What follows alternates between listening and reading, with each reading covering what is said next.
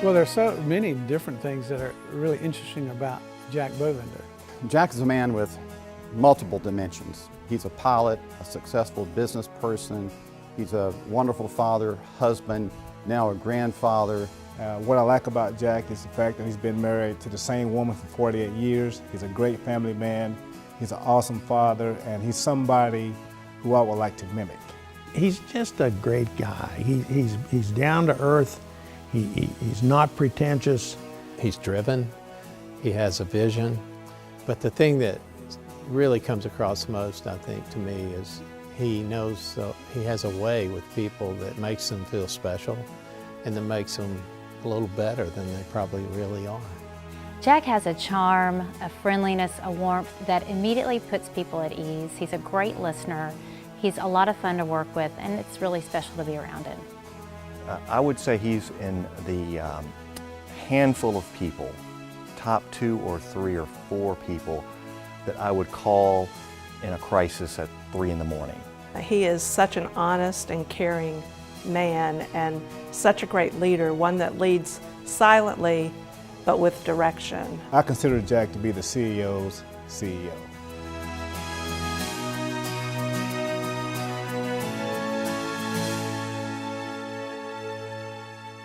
Jack can quote more famous sayings of Winston Churchill than anybody I've ever known. He reads about Winston Churchill. He lives the way Winston Churchill lived. And on a trade mission to London, we had the opportunity to visit the war rooms where Sir Churchill and his team gathered during World War II. And Jack had the opportunity to sit in the actual chair where Sir Winston sat for many occasions, and it was really special, and Jack looked very appropriate there in his chair.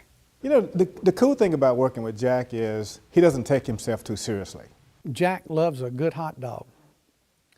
In fact, I do also. And so we're always on the search for the next great hot dog place. He likes Princess hot chicken.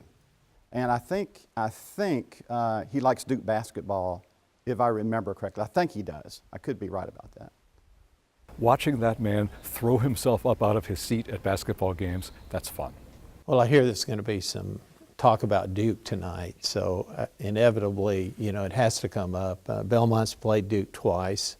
We've lost by 1 point twice. Jack is an alumnus and a trustee at Duke University.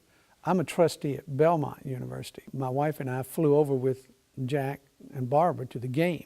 It looked like for a little bit that Belmont was going to upset Duke at Duke. And if that had happened, Betty and I were wondering how we were going to get back to Nashville. I just want Jack, and I want all these Duke people to know, we got North Carolina this year. We're coming for you next year.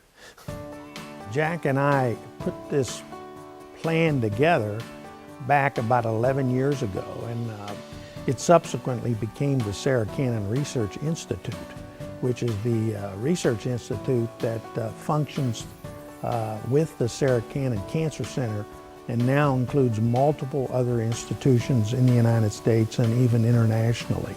He has the capacity to see beyond the issue right in front of us and to look further into time and to also consider broader possibilities and the maximum number of people that might be affected by decisions. Jack is a wonderful ambassador for the city of Nashville and our one-of-a-kind healthcare industry. Jack has been tremendously supportive of our international activities.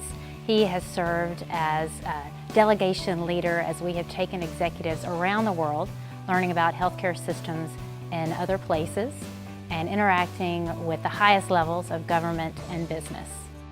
Jack helped us transform our College of Nursing from 70 majors to today we have 600 in just the course of about 8 years. We were able to grow because of his support, because of HCA support, and he just changed everything for us in that regard. And out of that success grew a new pharmacy school, and it just keeps going. The supply chain was actually an area of the organization that started what I would call the shared service concept. We knew we had something that not only HCA was benefiting from, but other hospitals could benefit from. So we separated Parallon from HCA. It was a win-win, and it was Jack's vision. Then you look at what he's done in the not-for-profit community, what he's done at St. Luke's, what he's done at numerous other charitable organizations, and not only in terms of financial support, but in his own putting his time and energy into these organizations. And that's just, you know, he's just been very successful in everything that he's touched. And one of the more memorable times for me was in 2006 when he walked in my office and said, "Tommy, I'd like to talk to you about an idea I have."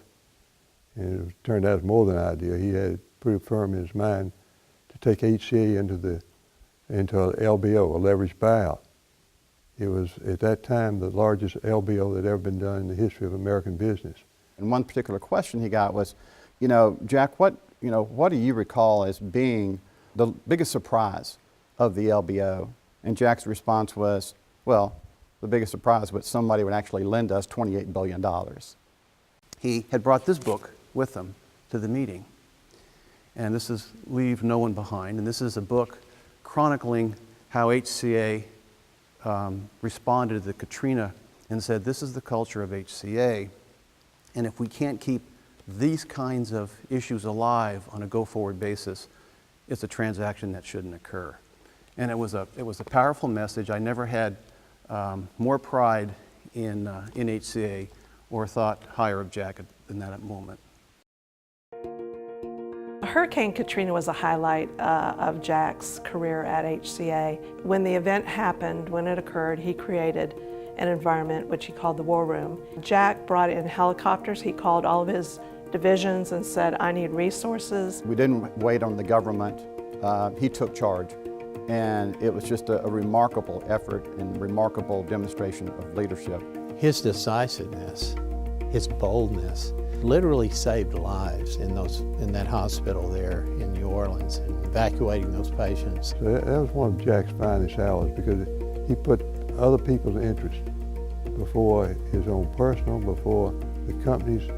Said, regardless of the cost, we've got to do this. We created a tremendous fund for the families that were impacted by Katrina, mainly our employees at the hospital, which were many. It was a very easy process for the employees to access that money, and today that fund lives on. The Hope Fund has funded over $17 million to the HCA family members.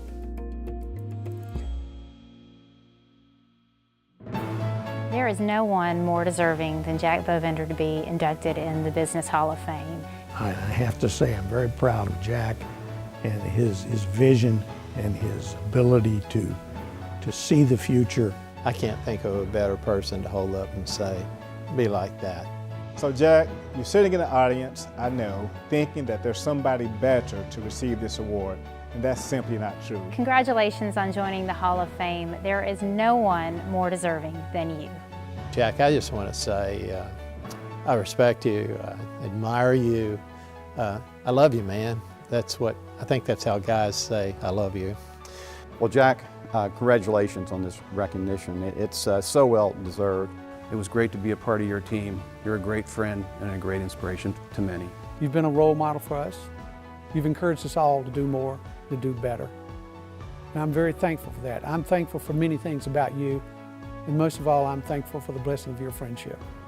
Congratulations. Congratulations, and Barbara, thank you for standing with him. Jack, you've been in my Hall of Fame for a long time.